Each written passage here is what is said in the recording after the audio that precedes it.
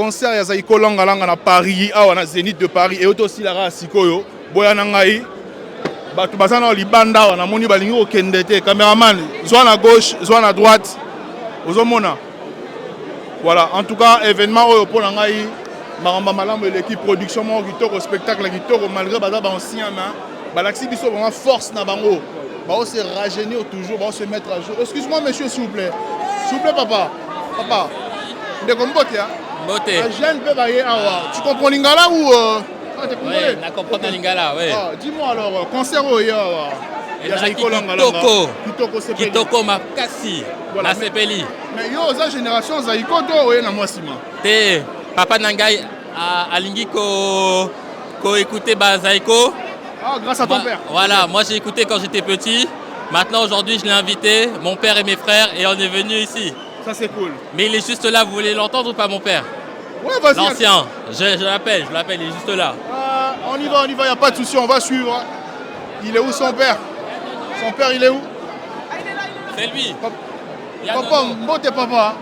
Ah, namoni mwana na jeune, biso voulait concert aux Zara pour na ba ancien. Ah ouais, oh, papa il n'a pas na tout. Génération Zaiko Perara. Mbote na bino.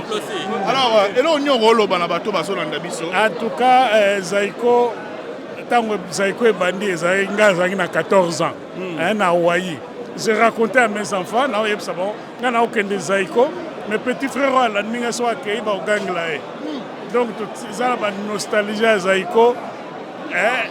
Amina nga zalaki mwana ya Lissi Rose Maelika.